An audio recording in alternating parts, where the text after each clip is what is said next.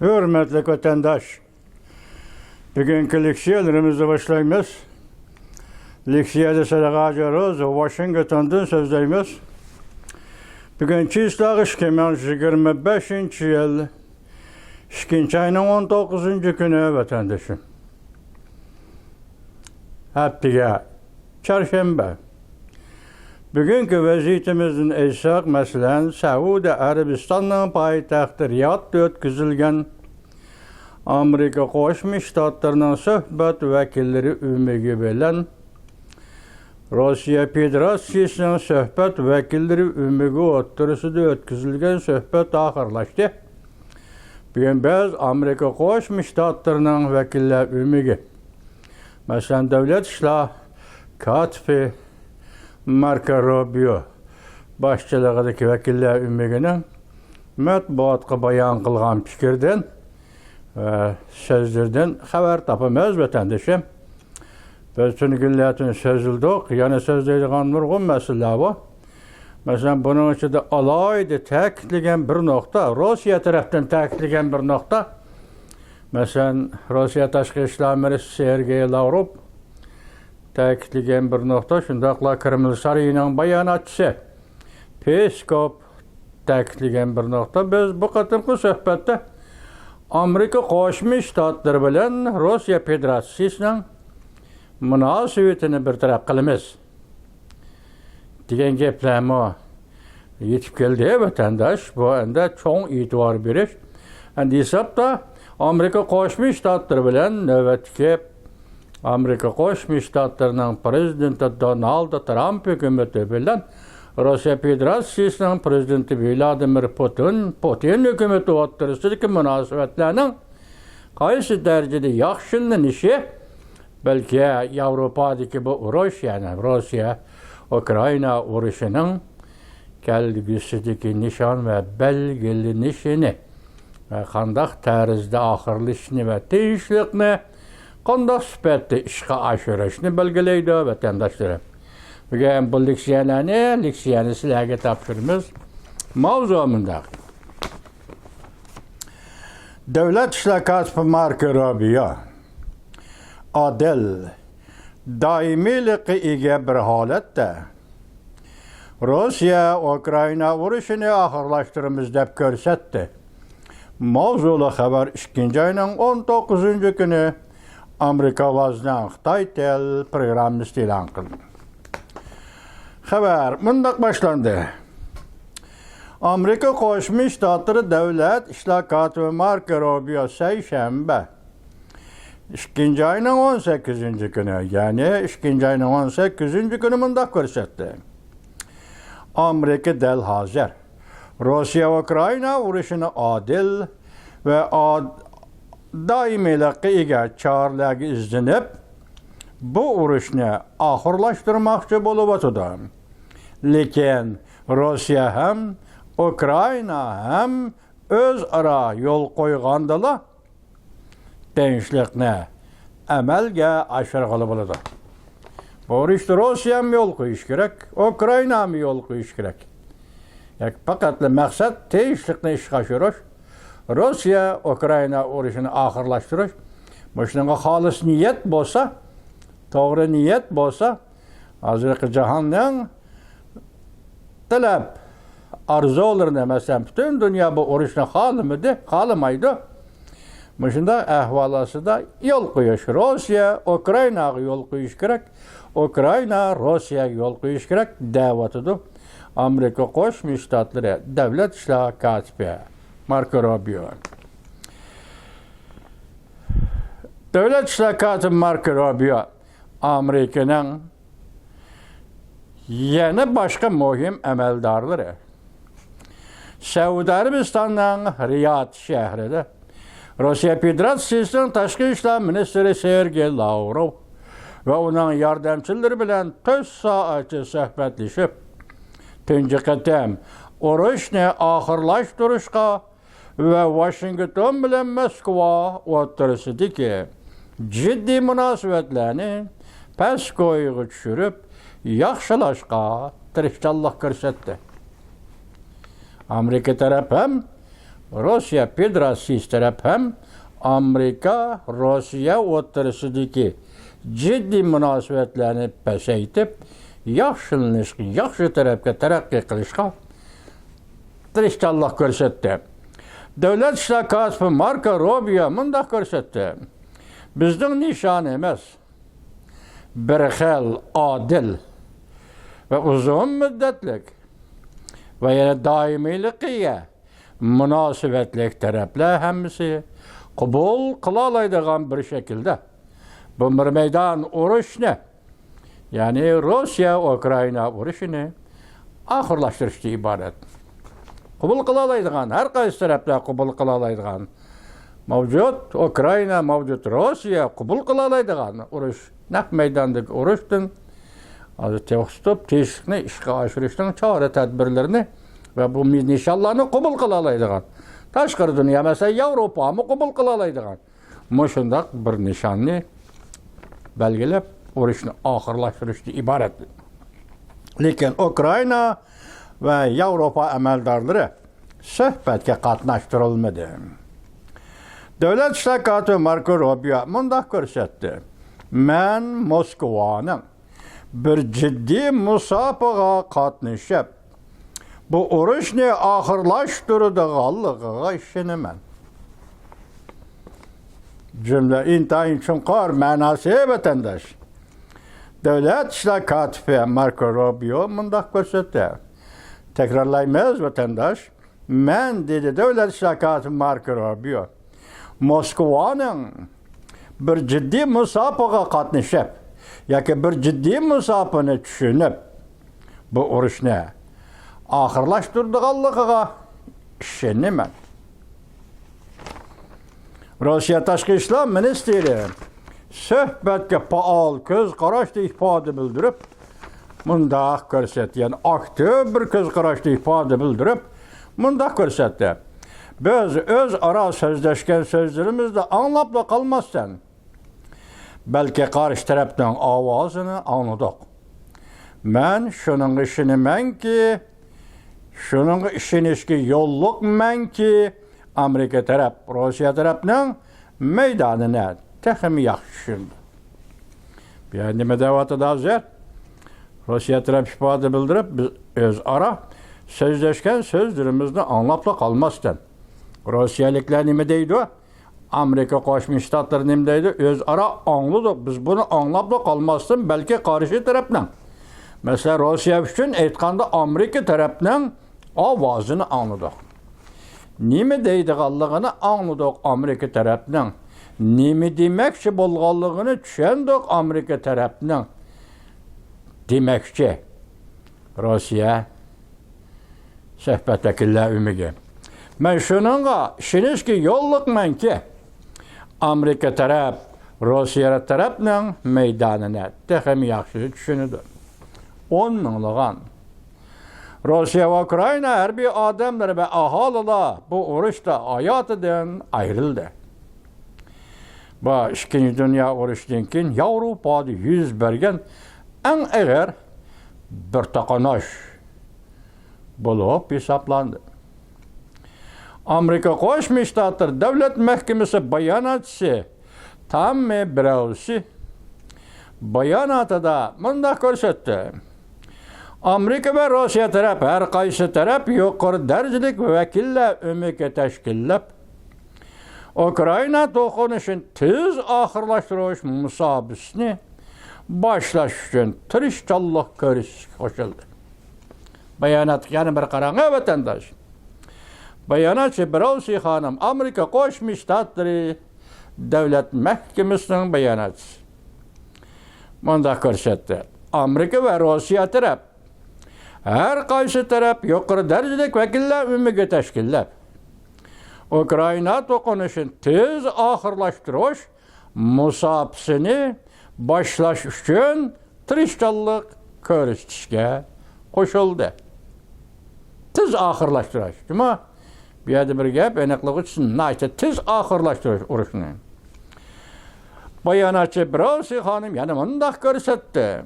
Bu qatimqi suhbat tinchlikda tashlangan muhim qadamdir. bu qatimqi suhbat tinchlikqa tashlangan muhim qadamdir. Davlat ishlar katibi Marko Rubio mundaq ko'rsatdi. Ukraina va Yevropa davlatlari urushni oxirlashtirish suhbatiga qatnashishi kerak. Hozir to'rbatlarda bo'layotgan fikrlar Yevropani qatnashtirmadi, Ukrainani qatnashtirmadi, Ukrainani chetga qaqvatdi, Yevropani chetga qaqvatdi degan gaplar to'rbatlarda bir oldi hozir vatandosh. Shundan qaraymi, shundan qarta, bundan qara. Davlat ishlar katibi Marko Rubio mundaq ko'rsatdi. Ukraina va Yevropa davlatlari urushni oxirlashtirish suhbatiga qatnashishi kerak. Marko Rubio yana mundaq ko'rsatdi. Agar urush to'xtaydigan bo'lsa, Amerika odatdan tashqari fursatga erishib, Rossiya Federatsiyasi bilan savdo tijorat va boshqa yer shari xarakterlik masala bo'yicha hamkorlashadi. Men bu yerda o'zimdan tushungan doirasida ala shahrini deyman, vatandosh.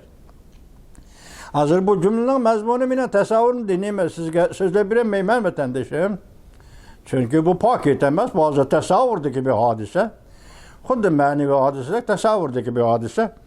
Bu yerda Amerika Qo'shma Shtatlari davlat ishlar katibi Marko Rubio da'vat ediki, urush oxirlashadigan bo'lsa, yoki darhol oxirlashadigan bo'lsa, Amerika odatdan tashqari bir fursatga erishadi.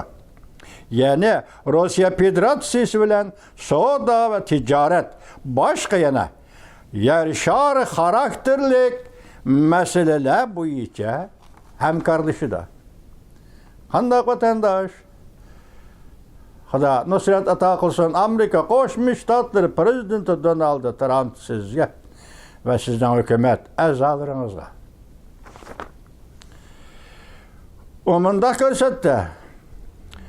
To'qonoqni yeyishib etishning holqiliq bir tarafi bu bir maydon to'qinishni, urushni oxirlashtirishdir. Agar Rossiya bilan Amerika o'rtasida tugunchak yoki bir to'qonoq paydo bo'ldi, yoki sendan men norozi, men de sen norozi degan bir to'qonoq, bir tugum paydo bo'ldi. Mush to'qonoqni yeyishib etishning eng muhim halqasi bu bir maydon to'qinishni, urushni oxirlashtirish. Davlat bexatarlik maslahatchisi Mike Walters ve O'rta Sharqqa tayinlangan alayda elchi Steve Witkoff qatorliq rahbarlar ham suhbatga birlikda qatnashdi. Davlat bexatarligi maslahatchisi Mike Walters mundaq ko'rsatdi. Urushni oxirlashtiradigan suhbat Ukraina bilan Rossiyaning territoriya va bexatarlik kafolatchisiga markazlashadi. Ukrainaga ham Rossiyaga ham territoriya bo'yicha kafolat berish, Ukrainaga ham Rossiyaga ham bexatarlik bo'yicha kafolat berish. Mushuning ustiga markazlashadi. Urushni oxirlashtiradigan suhbat. Bu yana mundaq ko'rsatdi. Biz urushni abadiyga oxirlashtiramiz. Vaqtliq chora emas bu. Biz o'tmishda ko'rib o'tgandek qisqa vaqtga oxirlashtirmaymiz, balki bu qatim bu urushni abadiyga oxirlashtiramiz. Gapning ma'nosi Yevropa yana ikkinchi qatim urush bo'lishni xohlamaymiz, ko'rishni xohlamaymiz. Abadiyga oxirlashtiramiz. Ukraina prezidenti Zelenskiy 2014-yildagi Ukraina chegarasini asliga keltirishni talab qildi. Lekin Amerika amaldorlari mundaq ko'rsatdi. Bu nishon real bo'lmagan nishondir. Undan boshqa Ukrainani NATOga a'zo davlat deb qabul qilishmi? Bu albatta real bo'lmagan nishondir. Yoki real bo'lmagan bir natijadir. Demek bir adamda Ukraina'nın talebi 2014-yili 3-ayının 18-günü Rusya Federasyası Prezidenti Vladimir Putin Ukraina'nın başqarushi va hukmronligi ostidagi Krimiya arlig'iga tajovuz qilib kirdi. Hazır köz tutayotgan 2014-yıl Ukraina prezidenti Zelenskiyning dal mushu yil mushu vaqtdagi Ukraina chegarasini asliga keltiraman deydi. Ukraina prezidenti Zelenskiy. Zelenskiy ne ketme beşe karanlık vatandaşlar bildirdi. 2014-yildagi Ukraina chegarasini asliga keltirishni talab qiladi. Lekin Amerika amaldorlari bu nuqtada boshqacha ko'z qarashda yuqorida anglab o'tdik. Amerika Qo'shma Shtatlari Davlat Mahkamasi bayonotchisi Belosi xonim bunday ko'rsatdi. Davlat ishlar kotibi Marko Rubio bilan Rossiya Federatsiyasining tashqi ishlar ministri Sergey Lavrovning suhbati ikki davlatning 3 yildan beri tunji qatim keng doirlik suhbat elib berishi, urushni oxirlashtirish uchun elib berilgan suhbatdan tashqari yana boshqa suhbatlar uchun mustahkam asos tayyorladi. Şehrimiz bu qatim Rossiya Federatsiyasi ile Amerika Qo'shma Shtatlarining suhbat vakillari Saudiya Arabiston Riyod shahrida uchrashdi. Hozir bu yerda bayonotchi Belosi xonim nima deydi? İki davlatning 3 yildan bir tunji qatim keng ko'lamda suhbat elib berishi bo'lib hisoblanadi bu deydi. Shundaqla urushni oxirlashdan elib berilgan bu suhbat, yani bu suhbatdan tashqari yana boshqa suhbatlar uchun mustahkam asos tayyorladi.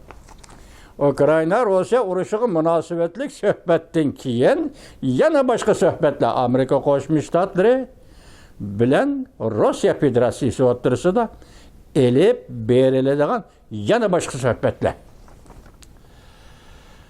Kuch ato qil Allah Amerika Qo'shma Shtatlari prezidenti Donald Trumpga kuch ato qil.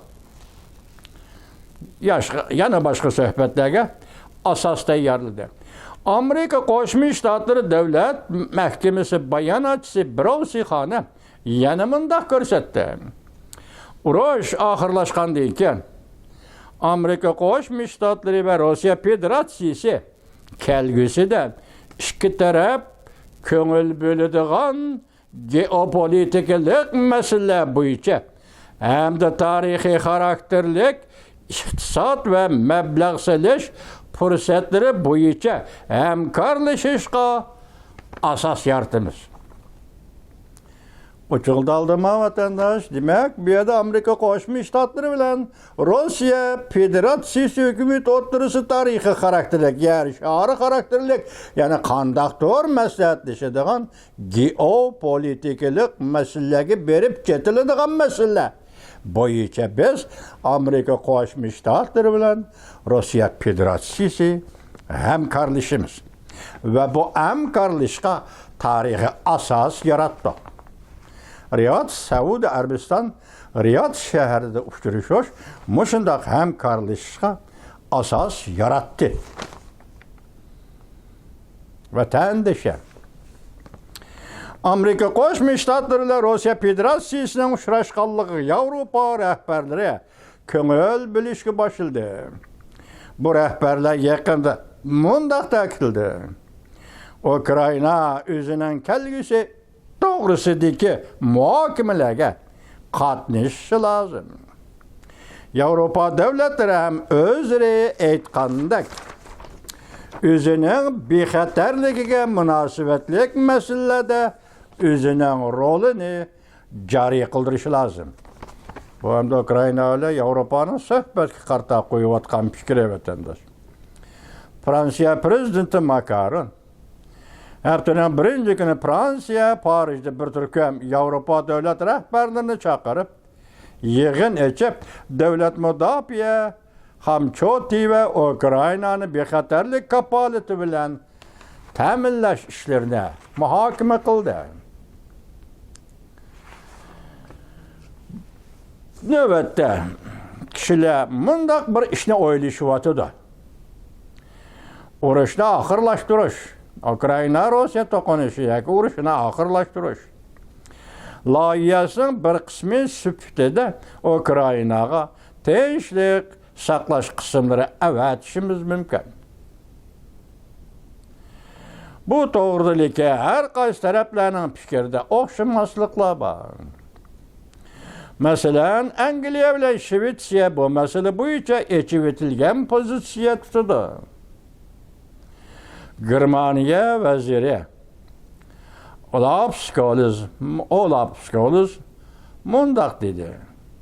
Buni muhokama qilish vaqti burun bo'lib ketdi deb qaraydi. Masalan, navbat urush oxirlashadigan bo'lsa, Ukraynaga tegishli xalqaro tinchlik saqlash qismlari avatish kerakmi yo'q? Avatish kerak deb qo'llaydi Angliya. Avatish kerak deb echib etilgan pozitsiya tutdi Shvetsiya.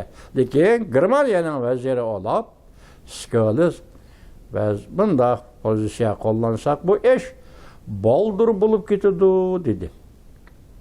Bunun ya yuqoridan yoki tuvandan boshqacha baho bermadi. Vatandaşım hazır bilgimsiz bundan hal qilib oldigan masalama ikki yerda to'xtab ta'kidladim. İki cümle sözü ta'kidladim. Men buni saqlab qo'yman da vatandaş bilgan ayrim bir yerda saqlab qo'yman da. Chunki bu ta'kidlashim Rossiya bilan Amerika Qo'shma Shtatlari munosabatiga aloqador taraflarni ta'kidlaganda Amerika Qo'shma Shtatlari davlat ishlar kotibi Marko Rubio qanday ta'kidladi? Ondan keyin geopolitikalik masalalar degan jumla eg'iz qilib, Amerika Qo'shma Shtatlari davlat mahkamasining bayonotchisi Tammy Brausi xonim qanday ta'kidladi? Tasavvurim chirmash bo'lib ketdi, gadirmash bo'lib ketdi vatandosh kechiring. Lekin sizga so'zlab berishga qo'limda paket yo'q. Xudo bu paketni oldimizga elib kelishiga ishonaman vatandosh.